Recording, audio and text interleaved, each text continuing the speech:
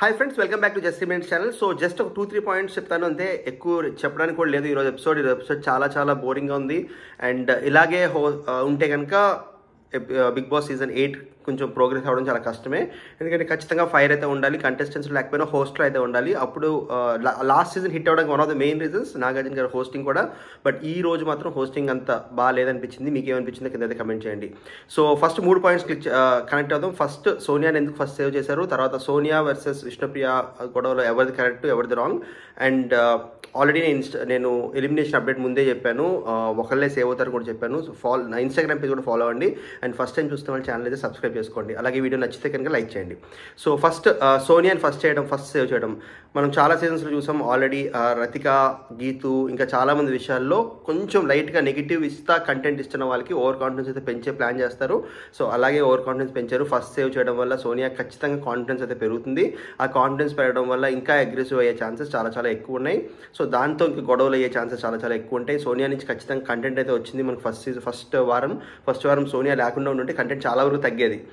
Positive or negative content అయితే వచ్చింది. So ఆ కంటెంట్ ఇంకా కొంచెం పెంచడానికి ఇంకా ఎక్కువ అవ్వడానికి ఖచ్చితంగా ట్రై అయితే చేశారు. ఎందుకంటే మిగతా విషయాల్లో కూడా విష్ణుప్రియ వర్సెస్ సోనియా విషయంలో కూడా సోనియాని పెద్ద ఏమనలేదు.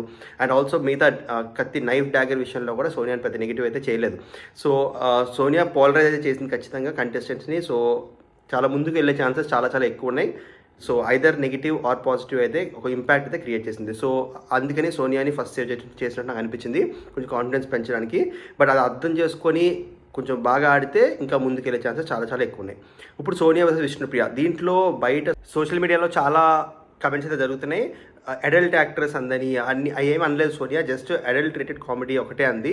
సో ఆ విషయంలో ఖచ్చితంగా అడల్ట్ రేటెడ్ కామెడీ ఏం చేయలేదు విష్ణుప్రియ. అక్కడ చాలా నార్మల్గా క్యాజువల్గా అడిగింది.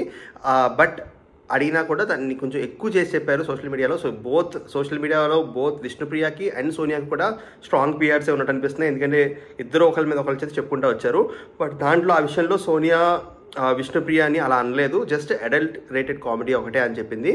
అక్కడ అలా కూడా నాకైతే ఏమనిపించలేదు విష్ణుప్రియ అడల్ట్ రేటెడ్ కామెడీ చేసిందని. అక్కడ విష్ణుప్రియ మిస్టేక్ ఏం లేదు, సోనియానే కొంచెం ఎక్కువ రియాక్ట్ అయిందని అనిపించింది. బట్ తర్వాత లాస్ట్లో అంటే ఆల్రెడీ సోనియా ఫీల్ అయిందని తెలిసిన తర్వాత, లేకపోతే అవ్వకూడదు కానీ ఫీల్ అయిందని తెలిసిన తర్వాత విష్ణుప్రియ ఆగి ఉండాల్సింది.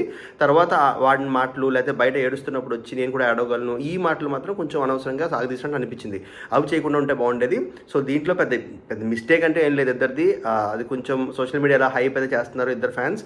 బట్ నాకైతే పెద్ద అంత మరీ భయంకరమైన ఫైట్ అయితే కాదు. అండ్ ఆల్సో ఎవరిది పెద్ద మిస్టేక్ అని నాకైతే అనిపించలేదు. మీకేమనిపించిందో కింద కమెంట్ చేయండి. ఫస్ట్ టైం చూస్తున్న ఛానల్ సబ్స్క్రైబ్ చేసుకోండి. Thank you so much. Have a good day.